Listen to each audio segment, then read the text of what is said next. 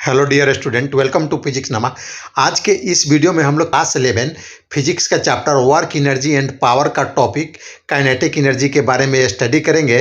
तो आइए हम लोग समझते हैं काइनेटिक एनर्जी क्या है और काइनेटिक एनर्जी और वर्क में क्या रिलेशन है। तो इसको देखते हैं। If an object of mass m has velocity v, it's kinetic energy k is.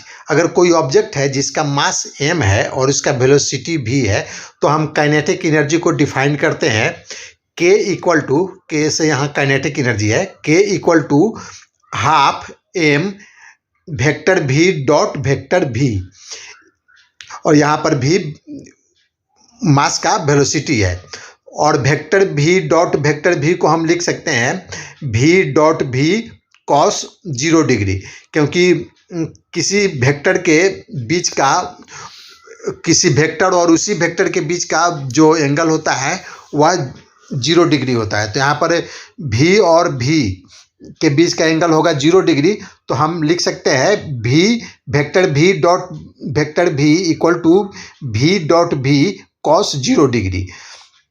यह इक्वल हो जाएगा v डॉट v, और कॉस 0 डिग्री का वैल्यू होता है 1, तो यह इक्वल हो जाएगा v स्क्वायर। तो हम अब इसको लिख सकते हैं k equal to half m v dot v vector v dot vector v की जगह लिख सकते हैं v स्क्वायर। ये इसका मैग्नीट्यूड हो गया।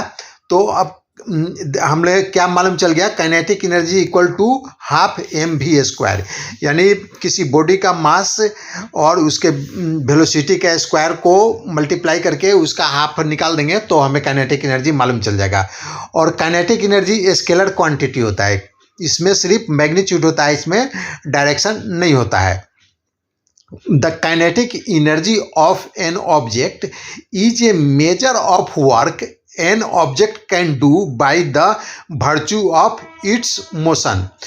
काइनेटिक एनर्जी से मीनिंग यह भी निकलता है कि काइनेटिक एनर्जी किसी बॉडी में उसके मोशन के कारण होता है। तो उसके कारण किसी बॉडी के मूव कर रहा है, तो इस वर्च्यू के कारण, इस गुण के कारण अगर कोई बॉडी मोशन कर रहा है तो उसके कारण अगर वह कोई वर्क करता है, कुछ वर्क करता है, तो वह जो वर्क करेगा वर्क के इक्वल उसका काइनेटिक एनर्जी होगा। तो आइए इसको हम लोग समझते हैं। एक बॉडी है, या इसका ना हमें मास मालूम है ना इसका वेलोसिटी मालूम है।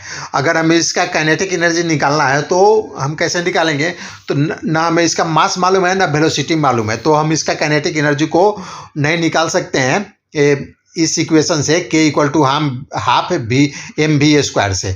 तो हम क्या करेंगे कि मान लेते हैं कि एक दूसरा ब्लॉक है, वह जो पहला ब्लॉक था उसके रास्ते में रख देते हैं, और यह इससे टकराएगा और इस पर फोर्स लगाएगा। फोर्स के कारण दूसरा ब्लॉक का डिस्प्लेसमेंट होगा, मान लेते हैं कि डिस्प्लेसमेंट d होता है, और जो फोर्स उस पर लगा वह F है। तो अब वर्क डन निकाल लेंगे। जो पहला ब्लॉक दूसरे ब्लॉक पर फोर्स लगाया, उसके कारण जो वर्क हुआ, दूसरे ब्लॉक पर जो वर्क हुआ वह निकाल देंगे, तो वह वर्क डन इक्वल हो जाएगा एफ डी। हम जानते हैं कि वर्क होता है फोर्स और डिस्प्लेसमेंट के, जो फोर्स और डिस्प्लेसमेंट का जो प्रोडक्ट है उसके रिजल्टेंट के इक्वल होता है वर्क डन। तो वर्क डन हमें मालूम चल जाएगा एफ डी। तो यह इक्वल होगा काइनेटिक एनर्जी ऑफ बॉडी, जो पहला बॉडी था उसके काइनेटिक एनर्जी के इक्वल होगा। एफ डी इक्वल होगा उस पहले वाले बॉडी के काइनेटिक एनर्जी के इक्वल होगा।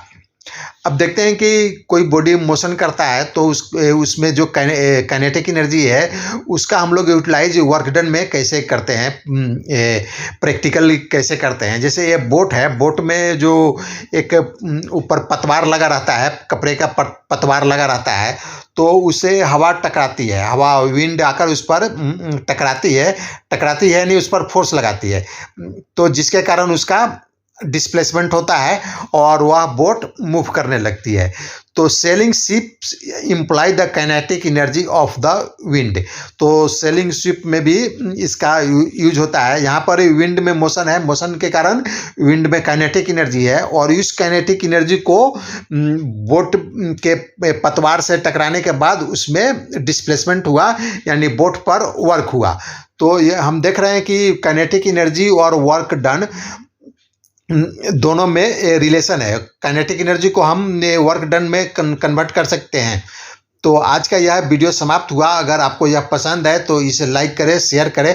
Thanks for watching.